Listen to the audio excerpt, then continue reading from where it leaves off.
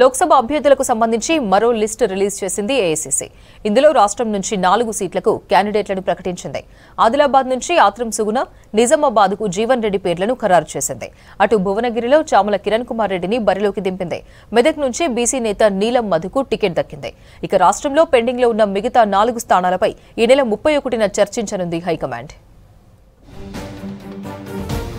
తెలంగాణలో మరో 4 లోక్సభ స్థానాలకు అభ్యర్థులను ప్రకటించింది కాంగ్రెస్ హైకమాండ్. ఆదిలాబాద్ నుంచి ఆత్రం సుగుణ, నిజామాబాద్ నుంచి పార్టీ సీనియర్ నేత ఎమ్మెల్సీ జీవన్ రెడ్డి, భువనగిరికి PCC vice president Chamala Kiran Kumar Reddy, Medak నుంచి నీలం మధుకు టికెట్ ఇచ్చింది ఏఐసీసీ. మిగతా 4 స్థానాలకు అభ్యర్థుల ఎంపికపై ఈ నెల 31న మరోసారి భేటీ కావాలని నిర్ణయించింది అధిష్టానం. నిన్న ఏఐసీసీ హెడ్ ఆఫీస్లో పార్టీ చీఫ్ మల్లికార్జున ఖర్గే నేతృత్వంలో కాంగ్రెస్ సెంట్రల్ ఎలక్షన్ కమిటీ భేటీ జరిగింది.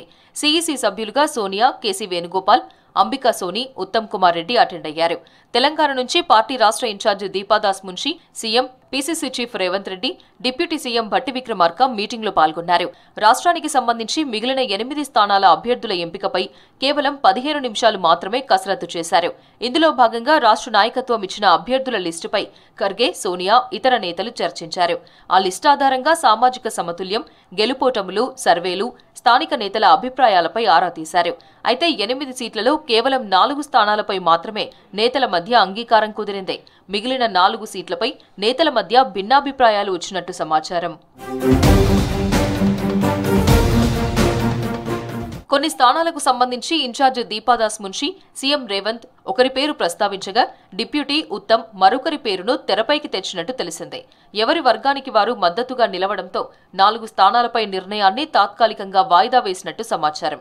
అయితే కాంగ్రెస్ రిలీజ్ చేసిన జాబితాలో ఆదిలాబాద్ ఎస్టీ రిజర్వ్డ్ స్థానానికి ఎస్సీ వర్గానికి చెందిన సుగుణకుమారి చెలిమల పేరు ప్రస్తావించారు. దీనిపై ఆరా తీయగా ఆత్రం సుగుణకు బదులు సుగుణకుమారి చెలిమల పేరును వెల్లడించినట్టు ఏఐసీసీ వర్గాలు తెలిపాయి.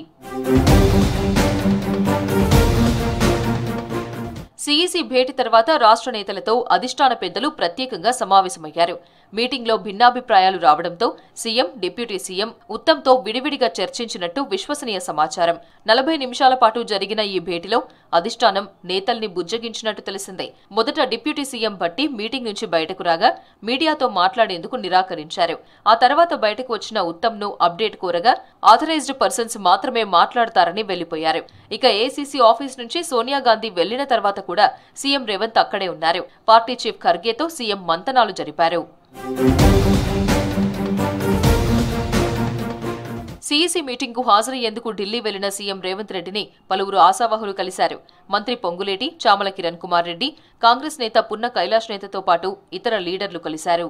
ఖమ్మం సీటు తన సోదరుడికి కేటాయించాలని మంత్రి పొంగులేటి, భువనగిరి నుంచి పోటీ చేసే అవకాశం కల్పించాలని నేతలు చామల కిరణ్ కుమార్ రెడ్డి, పున్న కైలాష్ నేతలు విజ్ఞప్తి చేశారు.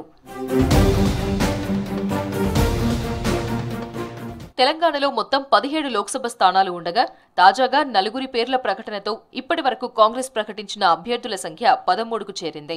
ఇందులో ఫస్ట్ లిస్టులో 4, సెకండ్ లిస్టులో 5, తాజా లిస్టులో 4 స్థానాలకు అధిష్టానం అభ్యర్థులను ఫైనల్ చేసింది.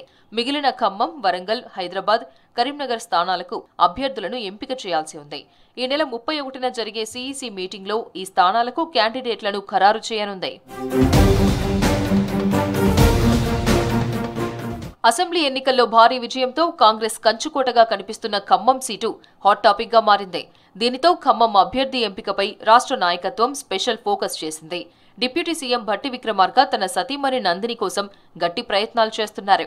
అలాగే మంత్రి పొంగులేటి శ్రీనివాస్ రెడ్డి తన సోదరుడు ప్రసాద్ రెడ్డి కోసం తీవ్రంగా శ్రమిస్తున్నారు. ఒకరు పార్టీ సీనియర్ నేత, మరొకరు రాష్ట్రంలో అధికారం తేవడంలో ఖమ్మం నుంచి ఎక్కువ స్థానాలు గెలిపించిన వ్యక్తి కావడంతో ఈ సీటు ఎవరికి కేటాయించాలన్న అంశంపై హైకమాండ్ కూడా మల్లగుల్లాలు పడుతోంది.